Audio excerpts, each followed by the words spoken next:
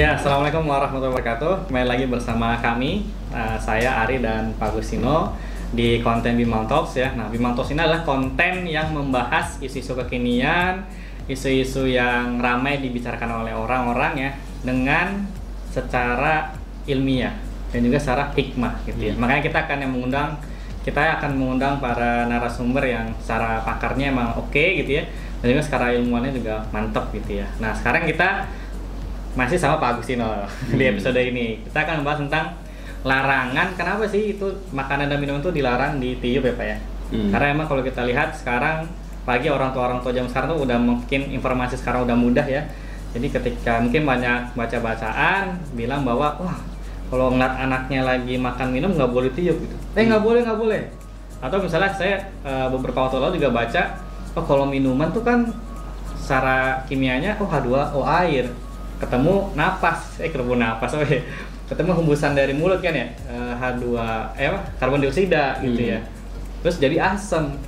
Nah, nggak tahu setelah itu saya nggak tahu tuh pembahasannya seperti apa lagi ya secara kimianya. Nah, kalau menurut Pak Agustino nih bagaimana nih Pak?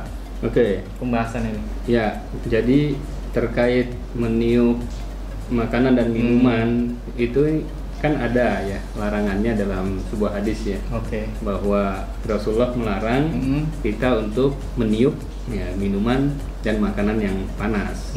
Sebenarnya larangan ini tidak sampai kepada haram. Jadi hanya makruh ya. Makruh artinya lebih baik jangan dikerjakan atau ditinggalkan aja, dapat berpahala gitu. Nah, sekarang pertanyaannya apa sih, kenapa ya Rasulullah itu melarang dan apa hikmahnya gitu kan. Ya sebelumnya mungkin kita pernah ya beredar gitu informasi di media sosial gitu ya, bahwa larangan meniup minuman dan makanan ini karena bahwa ketika kita meniup itu keluar gas CO2. Memang dalam proses pernapasan respirasi tubuh kita kan keluar gas CO2. Nah, CO2 ini bertemu dengan air di dalam yang panas itu akan bereaksi. Bereaksi menghasilkan H2CO3, namanya asam karbonat. Dalam ilmu kimia ini benar. Berarti H2O dan CO2 itu akan menyebabkan terbentuk asam karbonat. Namanya asam karbonat berarti menyebabkan airnya menjadi asam. Berarti secara emang ilmiah CO2 itu akan menjadi asam nantinya kan.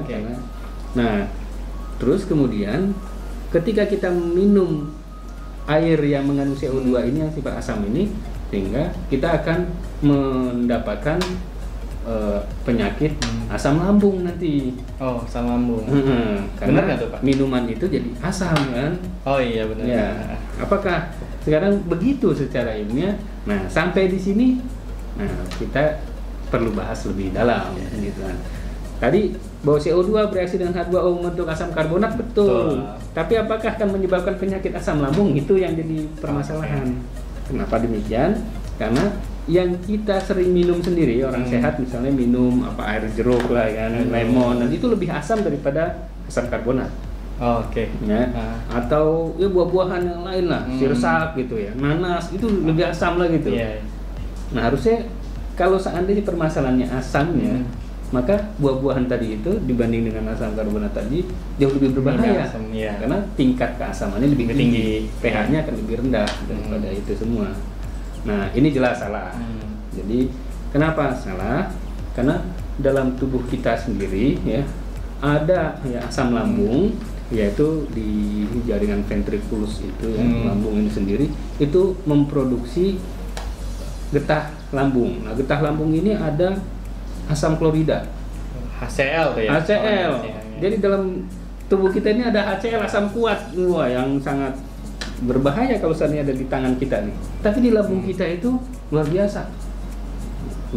Kenapa? Karena lambung kita itu memiliki di jaringan ventriculus ini sudah dirancang ya, begitu kuatnya sampai asam klorida ini tidak mampu untuk menghancurkan makanan-makanan yang kita makan.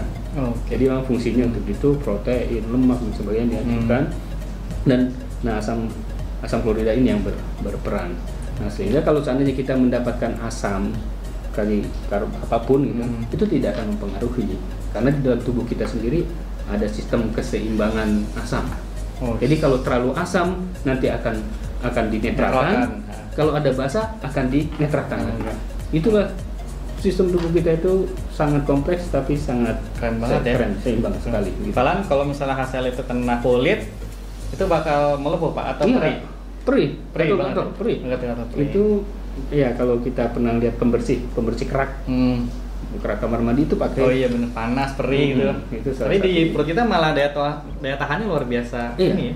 Di dalam bisa begitu ya. Itu, ya. Keren. Nah, berarti banyak orang mungkin salah kaprah nih ya terkait tadi. Oh, ternyata dalam tubuh kita malah bisa menetralkan itu. Nah, berarti ada hikmah lain nih berarti nih Pak ya. Kenapa kita nggak boleh meniup itu ya? Kenapa tidak diperbolehkan meniup minuman atau makanan itu? Karena memang setiap orang itu kan pasti ada ya bakteri atau bisa jadi misalnya ada penyakitnya virus dan sebagainya yang kalau seandainya dia tiup itu keluar mengenai kepada makanan atau minuman tersebut. Oh, berarti laut udara juga bisa nggak cuma droplet istilahnya kan.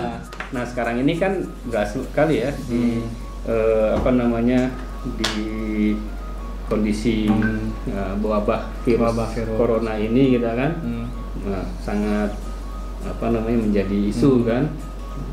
Nah oleh karena itu kenapa Rasulullah melarangnya? Bisa jadi bahwa droplet itu nanti kalau kita makan kan mengenai diri kita sendiri ya. Yang awalnya cuma ada di mulut, di luar, dan sekarang masuk ke dalam perut kita gitu kan. Atau apalagi kalau seandainya makannya bareng-bareng, bahaya lagi ya. Jadi ya kan minumnya bareng-bareng gitu kan. Jadi ya makanya tidak perlu ditiup.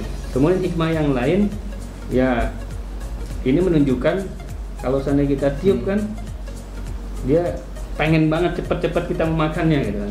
Ya, jadi terburu-buru gitu kan. Makan kan jangan terburu-buru, santai aja, bahkan dikunyah berapa kali supaya halus, supaya lambung kita ini mencerna dengan sempurna gitu kan. Jadi kalau dalam keadaan panas buru-buru doang, di mulut sendiri juga, atau ketika kita tiup-tiup berarti menunjukkan bahwa kita tergesa-gesa gitu. Kan dalam Islam kita disuruh menikmatinya dengan sabar kan. Sabar aja, makanan tuh enak kok. Santuy aja. Santuy ya. Gitu. Berarti tadi hikmahnya ada dua Pak ya, bahwa sebenarnya ketika tadi kita nggak terburu-buru gitu kan, sama emang tadi virusnya bisa mikroba ya, bisa masuk ke dalam makanan maupun minuman ya berarti ya. Iya. Berarti ya kalau barang-barang nggak kena, kalau misalnya kita minum sendiri pun kita tiup, kita juga harusnya cuma di mulut malah kita kena juga gitu ya. Oke, baik.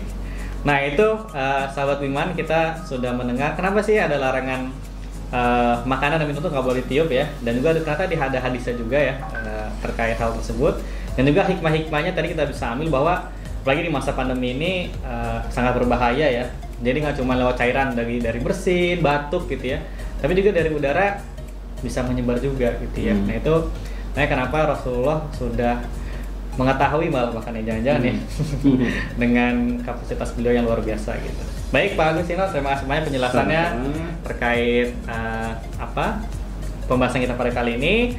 Buat sahabat Wiman tetap stay tune ya, buat ngebahas tentang apa nih kira-kira kita ngebahas ke depannya. Kalau teman-teman ada saran atau ada request gitu ya, bisa tulis di kolom YouTube ya, komentar YouTube. Nanti kita coba cari pakarnya gitu ya. Kita akan bahas bareng-bareng gitu ya terkait hikmah apa di balik larangan ataupun anjuran dari hadis ataupun dari ayat ataupun dari hal-hal yang lainnya gitu ya, yang kita bahas secara komprehensif.